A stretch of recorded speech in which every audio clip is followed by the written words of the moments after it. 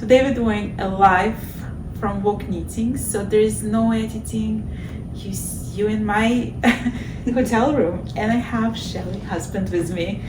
Hi. Hi, Marina. I don't usually bring all the guests to my room, but this is the quietest place in this hotel, so I figure we'll do it here.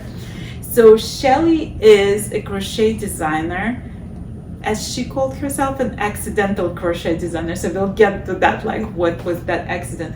And author of multiple books, you said 8? 9, yeah. So we'll talk all about that. Welcome, Fiberchats, Walk Knitting Style. So let's talk about that accident. Why are you calling it an accidental career in crochet design? So I've always been a crafter, so I've done every craft under the sun, you know, embroidery, cross stitch, candle making, paper making, jewelry making, everything. So I always just pick one craft, do it for a while, do it really, you know, find out all I can about it, and then get bored and move on to the next thing. Right. So I was making felt pin cushions, was a thing about 12 years ago, and I really loved it. I was selling them on Etsy and everything and markets, and then I got bored with it, and I was looking for the next craft. Right. And I thought, okay, I'm going to do crochet again. Like I had done it when I was a kid. When my mum was pregnant when I was about 10 years old, we made a granny square blanket together. Was she the one who taught you how to crochet? Yeah, my grandmother. Yeah, I have this distinct memory of sitting on the lounge room floor with my mum and my grandma, sort of sitting up there and me crocheting and them going, ooh. Yeah. But then I didn't touch it again until I picked it up, you know, about 12 years ago. And yeah, after I figured out a few of the frustrating things about crochet, my brain kind of exploded, and within a year I was designing patterns, and you know, 10 years later I've got 9 books working on the 10th. No, like slow down. Slow down. Slow down. No, like let's go with this. Yeah. So like when you were a kid and you were crocheting, was there like, did you follow any patterns? Did you know how to read patterns? It was just a traditional granny square with the sets of 3, the shells. Right. That's all it was. And I remember it as being navy blue and green. Mum remembers it being different colours. Interesting. Matter. So it was just granny squares, and Yep. then you came back to crochet and you did a book on just granny squares, but they're like amazing granny squares. So how many granny squares in this book? In this book here, it's my first book, Granny Square Flair. There are 50 different granny square patterns and 11 projects to make with patterns. Right. So that's my thing. Like designing granny squares is what I really, really love to do. Well, do you think it brings you back to that like safe place in childhood and like the coziness of that? I don't think so. I think it's more the challenge of creating the patterns and the designs now. Like back then it was, you know, just the satisfaction of doing something quick and easy, I think. Right. But these days I'm more about something a bit more complex. And So when I'm thinking about granny square, it's almost traditional, like you said, right, design. How do you bring it to today's day and age, and how like challenging it is to come up with the new designs within the granny square rules? Well, I don't find it a challenge at all. Like that's the thing that I like to do best is to sit down with my yarn and hook and just play and design a new square. So I've designed hundreds and hundreds of granny squares in the last few years, and I would, if I could sit down all day every day and just do that, I would. It's just every idea leads to another idea. So what if I did this stitch a little bit differently? What if I put the hook in a different place? And what if I combine this stitch and this technique? And they all create different textures and patterns. Right.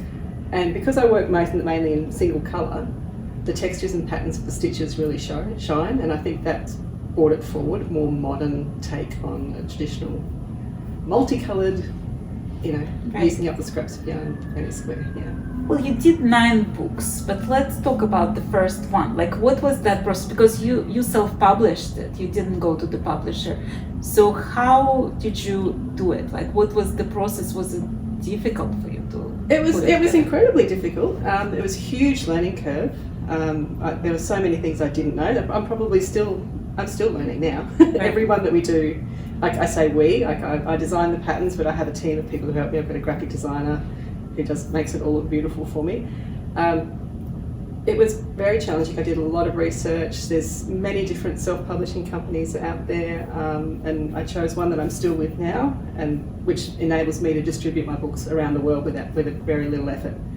And we're not talking like a couple books. We're talking 20,000 copies of this book that's been sold worldwide. So, like, mind blown, right? Oh yeah. I mean, my mind is blown. I actually didn't know that number until probably about a couple of months ago. I thought, I wonder how many it's been, because I sell through so many venues. It's a bit difficult to pull all the data. But I made the time to do it, and I was like, wow. Okay, like I knew it was a lot, but I didn't think it was that many. So I mean, like when you went from this like Etsy business, right, selling pincushions, how did your life change? Like once you started, like once you published this book, did you see that the whole new career ahead of you, and was it sustainable in your view back then? Like, did you think you're going to turn it into full-blown business? Well, the book was, when I was doing pincushions and then I started designing patterns, in my world, so when I started designing and publishing patterns, I was kind of designing for somebody like me, and I'm a digital person, so I like digital things. I had no idea of publishing a book. At that time it was just all digital patterns and things. And then I found that people were printing them anyway. Even though I was producing these documents that were 50, 60 pages long, they were still printing them. I thought, okay, well let's just have a look at it and investigate it. And I was actually working in a primary school, and I part-time, and I gradually reduced my hours as I built up time to work on this and researched. And then I finished work and probably spent about 8 months creating that. And then my world did change. As soon as that book came out, it was, it's taken me a lot of places. Well, we talked a little bit about crochet, right? So like I told you that I can crochet basic things, but like charts baffle me. But you did both charts and written explanation for every granny square in this book. So it's like it makes it very possible for everyone not only to learn how to do the granny square that you design, but also to learn how to read the chart, because when you have the written instructions next to the chart, it's much easier to understand, to make that connection. It really is, yeah. But there is also the English style crochet and American style crochet. So let's talk about that. How did you deal with all of that? Okay, so a lot of the things that I do now are based on frustration when I was learning myself. Okay, so the very first pattern that I chose was a traditional granny square, and I hadn't done one. I needed to refresh my memory, and the pattern that I had was a written pattern. Didn't tell me about English or American terms. And I said, okay, what's that stitch? Okay, go to YouTube. Oh, there it is. And then it looked nothing like the pattern. It was supposed to, because it said the pattern was treble, which was in UK terms. The video I looked at was US terms. So what I created was something different. So that frustration led me to everything I publish. I've always published in US and UK. Mm-hmm. So this book, this is the US version, but there's also a UK version. Everything I do that because, and I say it's UK or US because it's frustrating when you don't know. Right, because it's like it's the same terms, but they use different stitches basically. Yeah. Well, let's also talk about your YouTube channel. Was that also out of frustration? Did you? Yes, because I would go searching for how to do a stitch, and it would be, and today we're going to do this, and let's pick up this yarn, and let's talk about this, and whereas my videos are 30 seconds long. This is how you do that stitch. Right. Done. Well, do you see it as like it's just like the answer your question kind of tool, or did you have like initially when I set it up, that's what it was. It was those videos, the short. This is how you do that stitch. Right. Since then, some of my patterns I do video for, and I mirror the videos for left-handers as well. That's so cool. Yeah, like because if you can get, there is like a whole population of left-handed crocheters. And more recently, the charts I do left-handed versions as well, because a chart you can't just mirror for crochet. It's a bit more complicated than that, so I do left-handed versions as well. So I do not for everything. If my book's like this with the multiple granny squares, and they're intended for people who can read a pattern or chart, but I do other patterns that are sort of aimed at adventurous beginners and beyond. So they look really complex, but I have a huge level of support in them. So round by round photos and video for every round and all that kind of thing. So yeah, the YouTube channel's evolved a little bit. Yeah. So, okay, tell me a little bit about like how the books changed. Well, it depends on what the content is. That they're all different. So the one that's just come out in the last month is the Cove. It's like one giant granny square blanket that covers like a king size bed.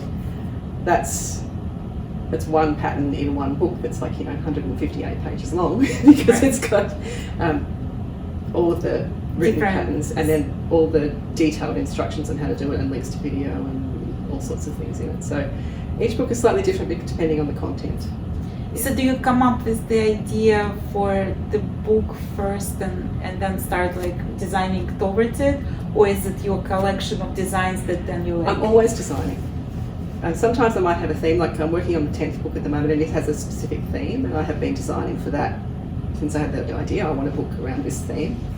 But other times it's just, okay, I've got a bank of designs, let's put them in a book now. So I was interviewing Cecilia Campacharo, and she's huge on making swatches, and she actually keeps her swatches in pizza boxes that she marks. So she has like this whole wall of pizza boxes. How do you deal with your granny squares? Like, is there like the whole house covered in granny squares? Pretty much. So I make predominantly blankets with granny squares, so they take up a lot of room. Right. Some of my initial samples and things I don't have anymore. Like I keep the individual design from the initial design process, sort of just all in a container, in the cupboard kind of thing. Current designs, I've always got a basket next to me where I'm working away at. Yeah, it's not a whole lot of organisation, but they're all generally clumped together. Well, when I look through this book, it's all in white. Like every granny square is in this light cream color. What's your relationship with color in your own life? Blue. You may have guessed. Well, like a friend of mine jokingly called me Smurfette because for my life I'm in love with blue. So I do. Like that's why we connected right that's away, right? So when I first started crocheting, I did a lot of stuff in a blue gradient. So 3 different blues surrounded by a natural cream, and that was kind of my Instagram kind of took off around those colorways. There's a whole collection called Siren's Atlas, where all the granny squares are named after seas and oceans around the world, and that's all in those blue colorways. But these days I'm more the natural, because for me it shows you the pattern and the texture, and you can add your own color interpretation. So there's so many ways, like even in a small granny square with say 8 rounds, there's like so many permutations of how you can change color and play with color. So in this book and in some of the others, I give you a couple of examples of alternate colorways, but because color choice is such an individual thing. Like I love blue, I can't stand pink. So you're not going to see me creating pink things, but that's fine, you can still do it. So I do give you other options in some of the books. Yeah. So like when you started the pin cushions, you got bored with it. How is now? Like, are you getting bored of ever granny squares? This is so different. So that's like when I was making pin cushions, it was like the same base with different appliques and embroidery on the top. But that variation in that wasn't enough. It was still making the same thing over and over again. But with granny squares, I'm designing the whole thing from the beginning. It's like I found my thing. I found my superpower. It's like I can do this. Like I can design a granny square in like less than an hour. I can just sit down and do it, and I get such a buzz. That's what gives me the joy. Okay, let's talk about the design process, because I've tried dabble in design. So my problem is I'm getting so into the knitting of it that I forget to take the notes. And then by the time I'm done and people like, can you please publish it? I'm like, well, what did I do here, right? Like, tell me about your process. How do you deal with that? So I handwrite. So as I do each round, I'll finish a round, I'll make some notes. Like it's not the full written pattern, it's just enough for me to write, that's what I need to do. I did try for a while doing around and then typing it out on the computer, but it interrupted the flow too much. So now I've gone back to, I write. I use a digital notebook, so all my notes are uploaded to the cloud now as I go, so I don't have to worry about all these, because I've got stacks of notebooks, stacks of notebooks from the early days.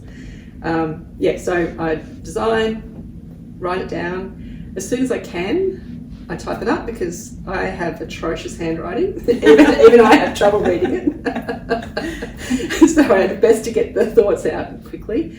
And I've been writing patterns hundreds and hundreds now, so it's all, I've got, preset things in my computer. I just type a few letters and the whole thing spits out. So, and then, that's the process, pretty much. Design, write, and then it goes through all the testing and chart making and proofreading and tech editing and all those things. Yeah. How did it change your life from social perspective? Like, you meeting all these people, you writing books, people who read your books, people who learn from your YouTube tutorials. Is it like strange when people come to you? It is, because I live in a very small country town. Like, we've got a post office in our town. That's it. I have to drive 20 kilometres to get to the nearest town, and I'm just me at home. And then I'll travel around doing workshops, and people say, "Oh, you're Shelley," and it's wonderful. It's really. I still don't believe it. My children laugh at me when they're with me. They think it's hilarious when people recognise me. It has changed my life because I live in the middle of nowhere. I'm pretty much on my own all day, every day. Right. So the chance to travel and actually interact with people at workshops, at events, that kind of thing, I really cherish it because it's with my people too. So we speak the same language, we get the same joy out of playing with fibre. So it's very good, very, very good. Well, let's talk about your family. Like, how did they live through all of your changes? Because you jump into that and suddenly you're like book published author and like, celebrity. Like, what was their progression of how they were treating, not treating you, but like looking at you, right? Like, was there any doubt in their minds? Oh gosh, no. They've all grown and left home now. And I think it's maybe given them a bit of I can do something different. Like, I don't have to do the 9-to-5 job or whatever. I can do something creative, which is joyous for all of us. We all like creating. Like, they've all had jobs and do other different things, but they're all creative in different ways, and I think I'm happy with that. But they come to me sometimes with up to markets and things to help out. Different ones, different times. That's so cool, yeah. Let's talk about walk knitting. Like, how is that for you? Like, have you ever been to an event like that? It's mind-blowing. And this is before, by the way, just for the record, this is before the marketplace. Yeah, I haven't even seen the marketplace yet. Well, it's just, in Australia we have a couple of large yarn events. There's Bendigo Sheep and Wool Show in July every year that I've been to, and that's crazy. That's so many people and it's fabulous and everything, but the scale of this is just amazing. I've never been further away from Australia than New Zealand before, so even just getting on a plane to come here is mind-blowing for me. It's huge. We're travelling for 25 hours or something. It's crazy, but so worth it. It's huge. And you're taking classes now. I am. So how does it feel to be like, because you're doing instructions, you're giving people tutorials. It's really good for me to be on the other side of the table. I'm crochet, I get it, and I publish patterns. I do knit, but I don't get it like I get crochet. So I do knitting for the break for things, just something to stimulate my brain in a new way. It's not work, because as much as I love crochet, sometimes I don't want to sit down on the weekend and start crocheting, because then my mind is going to go to work. Right, because then you're just doing the new pattern. Yeah, and I'll think, I've designed a new pattern. Now I could do this, and now I could. No, I need to take a break from it sometimes. So that's where I use knitting, and being here to be able to learn from amazing experts is so good, so good. And it's good for me as a tutor to be in the class, because I can experience different ways of teaching and see how they deal with issues that come up and how they teach, and it's really good for me too. Well, we sort of touched base yesterday. We were chatting and we talked about like our approach to when people talk about meditative quality of knitting, right? They thinking like you're sitting and you're knitting garter stitch and that meditative. And to you and me both, it's anxiety inducing kind of procedure. So we were talking about how like through COVID, like I started doing a lot of Shetland lace because it was taking my mind away from all the uncertainty, and you have the same approach to that. That's right. Yeah. So like what's on your needles usually? Like what's now on your needles? What are you working on? Well, I've actually, I don't have a knitting project on at the moment. I have bought a kit and a pattern, but I haven't had time because I've had, well, at the book launch just before we came, I had all these other things. Yeah, and New York has been looming large in my mind. Right. So I didn't want to start something that I would, because it's something that's going to take a lot of my brain, and I didn't want to start it and leave it for a month and then have to pick it up again. It's a intricate big shawl, 2-colour, magical thing. I'm looking forward to starting that. But after doing Julie Coco-Knit's class yesterday, I just, her way of thinking has just made me go, okay, I get things about knitting that I didn't get before. So I might actually be changing my plans and go back and knit myself another cardigan or a jumper or something using her method. It'll be interesting to see what's going to be next year. Yeah. Well, how much time do you spend every day doing crochet?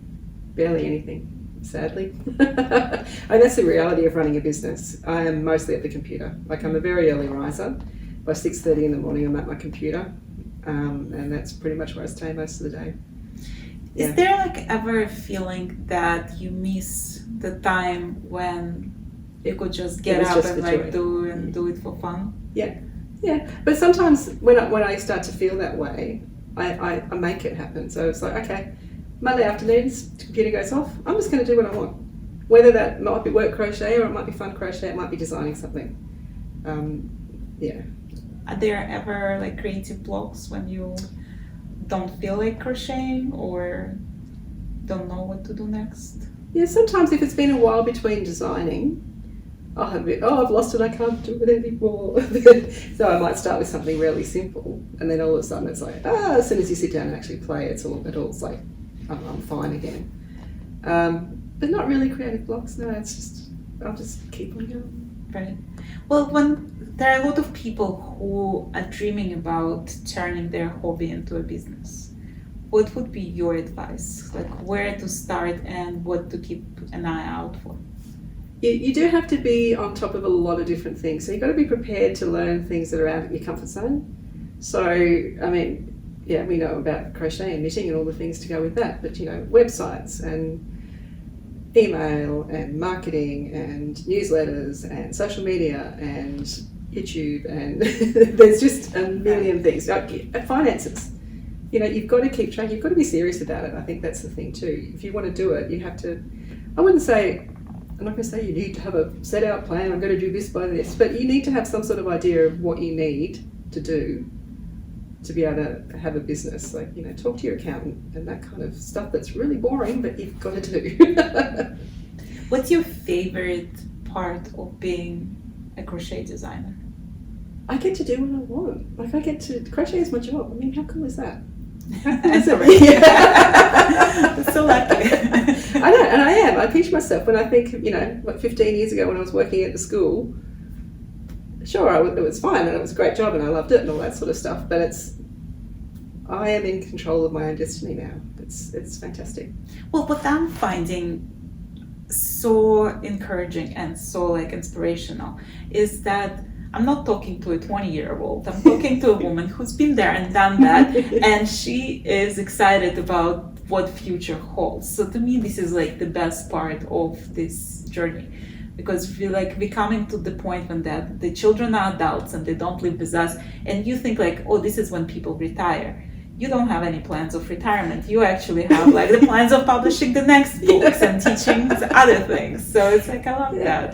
So I think hubby's looking forward to retiring, so he can join me on my travels around the world doing this kind of thing. So, yeah. Did you ever teach your family members how to crochet? Yeah. I've taught all of them at different points. 2 of them are still crocheters now. Another one is not so much, but is doing other creative things. But yeah, it's fabulous. Like, actually, one of them came home recently and showed me crocheting bandanas for all of her friends. Oh, that's so cool. Yeah.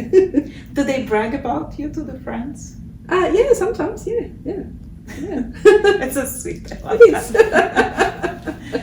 Well, tell me a little bit about living in Australia and being a designer in Australia. Like, do you feel like it's different from what you see here?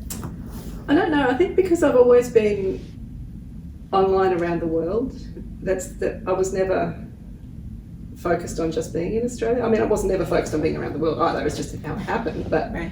I've never really thought of myself as isolated, even though I live where I do, which is far away from everywhere else. I don't know a lot of other. I mean, I know other crochet designers and people who are here, knitwear designers and things, but there probably aren't too many of us, I don't think. Yeah, I think that's what we're actually missing, is a bit of a way to connect us all in Australia. Like, we've got separate little guilds and things like that, but not everybody's members of them. Right. Mm. What do you find on social media? Like, what is it for you? Is it the job? Is it part of the marketing of the job? Or is there something more to that? Well, I always hated social media, like Facebook. But when Instagram came along in about 2011, 2012, it was like I found my thing. The one thing that I really liked, because it was so visual. It was like, what were people doing? And there was such a good community connection, like instantly, as soon as I joined. So I've been on there since the start. Right. And yes, it's a lot different now. It's completely different to what it used to be. So now it is more, like, initially it was purely personal, and I started crocheting about the same time. So it's kind of like a history of my crochet as well. It's funny because, like, I do it the same way. Like, I treat Instagram as the diary of my knitting. Yeah. I'm probably, these days it's more business oriented, like, because I am running a business. Right. I don't use it as a marketing tool. I'm not trying to sell on there. I'm just, keeping in front of people, this is what I'm working on. This is, that kind of thing. Well, you came to the US with the bucket list of things to do and things to try. So one of those was to try bagels, and you've done that. Tick. Hamburger was also Pizza. Pizza. Yeah. So pizza. Yesterday we covered that. We got that did. covered. What else is on the bucket list? I do want to get up to Central Park and have a bit of a poke around, wander if I can, if the weather's going to be kind enough for me. I would love to go to Guggenheim and the Met, but I don't know if I'm going to get the time to do these things. Yeah. But if I can do any of those, that would be cool. Is there specific, like, yarn dyers that you're looking to see and touch? No, what I'm actually, not specific people, more because I use a lot of cotton, because we have a very good cotton available to us in Australia that's here. And I get a lot of questions, we don't have a good cotton here. So I want to go find one. That's my goal. So I can, when people say from America, I can't get your yarn here. Well, have you tried this one? Have you tried this one? So I would like to, that's why I'm looking at fibre, blends of cotton and cotton on its own, if I can find any, and then can take some notes and refer people. Is there an event at Vogue Knitting Live that you are mostly excited about? The cocktail night's going to be fun. The gala night's going to be fun. At the marketplace, I am keen to get to the marketplace. Yeah. So did you bring an extra suitcase just in case? I didn't. I figured I could post stuff home if I really need to. I did bring some vacuum bags so I can, because yarn is squishy, get the air out. So yeah. But you're enjoying yourself. Oh, I'm having a great time. I really am. I really had no idea how I would cope being, because this is a crazy place. And it's been fantastic. I mean, I've been on the subway, I've been to Brooklyn, I've had a great time. That's so cool. Well, next time you have to come and visit me. Yes. And like teach in my, maybe like I'll learn finally how to read the charts properly. I would love that. Yeah. Well, thank you so much for being my guest today. Thank you for asking me. Thank you for coming to my me. room and spending time with me. And you guys, I'm gonna put all the information how to find Shelley and how to find her books in the description of this video. So give her a follow or check out her books and learn how to knit some very cool granny squares. Until next time, happy crafting, you all. Thank you. We did it. I